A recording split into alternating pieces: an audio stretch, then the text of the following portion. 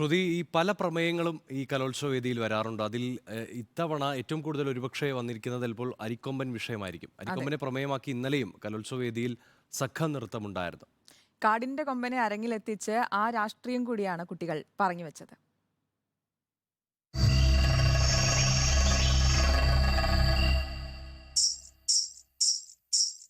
പുരാണ കഥകളും വടക്കൻ പാട്ടുകളും ലഹരിയും എല്ലാം നിറഞ്ഞു നിന്ന സംഘനൃത്ത വേദിയിലേക്ക് കാടിളക്കി അരിക്കൊമ്പനെത്തി.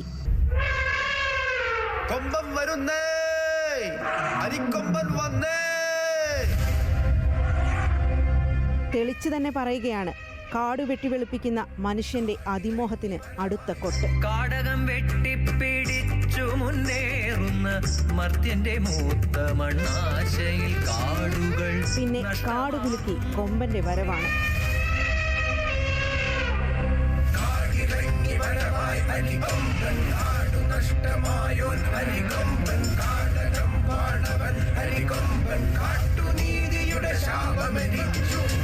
അരിക്കൊമ്പന് നീതി തേടുന്ന സംഘത്തിന് ഉറക്കെ പറയാൻ ഒരു ആവശ്യം കൂടിയുണ്ട്. ഈ നൃത്തക്കൂട്ടം പുരാണം വിട്ട് ഇക്കാലത്തെ രാഷ്ട്രീയത്തെ കൂട്ടുപിടിച്ചതിന് നൃത്താധ്യാപകൻ സാബുവിനും നൽകണം വലിയൊരു കയ്യടി.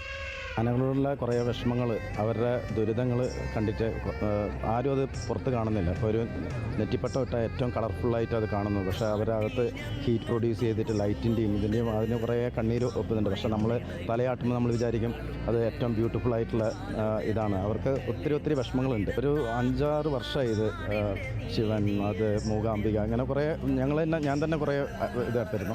അപ്പോൾ എല്ലാവരും ഹാക്നൈറ്റ് സ്റ്റൈലായി മാറിയപ്പം ഒന്ന് ജസ്റ്റ് ഒന്ന് റിവേഴ്സ് ചെയ്യാമെന്ന് വിചാരിച്ചു. അപ്പോൾ ഇപ്രാവശ്യം വേഴാമ്പലും അരിക്കൊമ്പനാണ് ഞാൻ ഈ വർഷം ഇതിലേക്ക്.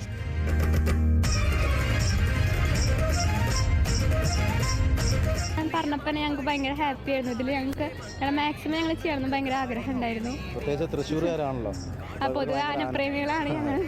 എന്തായാലും നിങ്ങൾ ഈ സ്റ്റേജിലെത്തിയത് ഒന്ന് പൊരുതിയാണല്ലേ? അതെ, ഞങ്ങൾക്ക് ആദ്യം അപ്പീലൊന്നും കിട്ടിയിട്ടുണ്ടായിരുന്നില്ല. എന്നിട്ട് ഞങ്ങൾ ഹൈക്കോടതി പോയിട്ടാണ് പിന്നെ വാങ്ങിച്ചത്. പിന്നെ എല്ലാത്തിനും സപ്പോർട്ടായിട്ട് ലീഡറുടെ അമ്മയാണ് കൂടെ ഉണ്ടായിരുന്നത്. ഏറ്റവും കൂടുതൽ സപ്പോർട്ടായിരുന്നു. പിന്നെ ഞങ്ങളുടെ എല്ലാവരുടെയും പ്രാർത്ഥന ഒരുമിച്ച് നിന്നിട്ട് ഞങ്ങൾ പ്രാർത്ഥിച്ച് ഞങ്ങൾക്ക് അവസാനം കിട്ടി.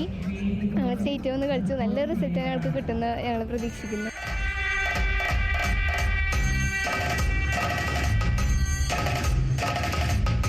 ഇനിയും പഠിക്കാത്ത നാടിന്റെ മക്കളോട് ഞങ്ങൾക്കും നീതിയുണ്ട് എന്നാണ് അരിക്കൊമ്പൻ ഇവിടെ പറഞ്ഞു വെക്കുന്നത്.